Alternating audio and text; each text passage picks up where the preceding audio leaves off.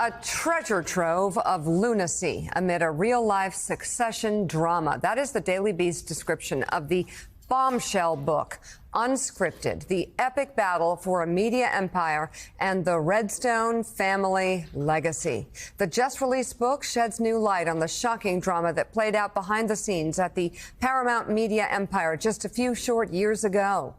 Unscripted is an account by New York Times journalists James B. Stewart and Rachel Abrams of media titan Sumner Redstone's final years. The Washington Post describes it this way, quote, Unscripted is the fly-on-the-wall account of the extraordinary boardroom machinations that led Shari Redstone, the often estranged daughter of geriatric mogul Sumner Redstone, to wrest control of both CBS and Viacom from the executives, girlfriends, and others who'd circled him in his final years.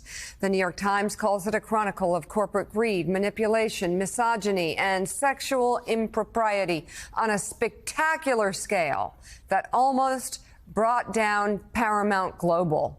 And the co-authors of Unscripted join us now. Wow. I don't even know where to begin. Rachel, I guess... what's the biggest takeaway in terms of this family and the position that Shari Redstone is in?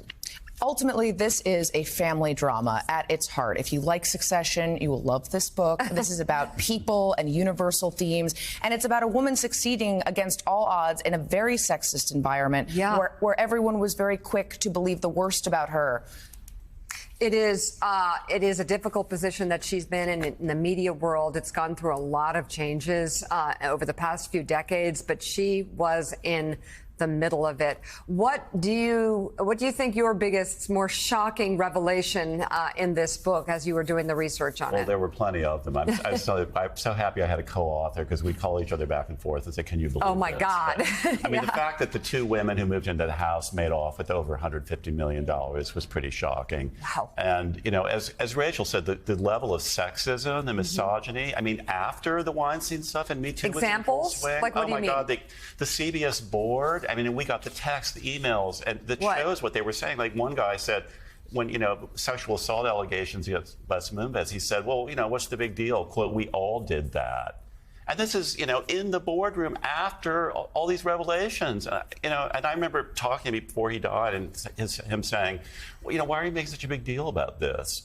You know, it was incredibly that Shari came into a male-led Shark Tank of the media and entertainment world, which had not changed all that much despite all the revelations. So, Rachel, I'll note you also have a two-page spread in the New York Post today. So this is my God. Advertising. It's your day today. Advertising you cannot buy.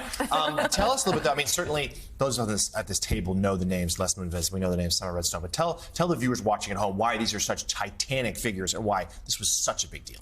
The Redstone family is one of the most important families in American media for the past century. They, at one point, Paramount and Viacom, we're talking about brands that everybody has heard of. It's Nickelodeon, it's Paramount, it's CBS. It is the brands and the companies that shape the shows that we watch and the culture that we live in. And this was a multi-billion-dollar empire. So the stakes, with this family drama were really, really high. My God. Yeah, and the Les Moonves downfall, you know, James, talk to us about what brought that about and also the ripple effects the industry still feeling. Well, Les Moonves was proclaimed by the Hollywood Reporter's most important person in the entertainment industry, and he brought CBS from last place to first. He had the golden touch. Everybody loved him. But he had these dark secrets in his past, you know, really shocking examples of sexual impropriety and assaults on women, and that he nonetheless launched a civil war in the boardroom attacking Shari Redstone and the Redstone family, trying to strip them of their control, knowing that this was going to come out, was one of the big mysteries that we looked into. And ultimately, his efforts failed on a spectacular level when these women came forward. The New Yorker wrote about it, and we have new revelations about other things the board learned that led to his downfall, including trying to cover it up and lying about it and coming under the sway and the pressure of a Hollywood manager who was like trying to keep his client quiet.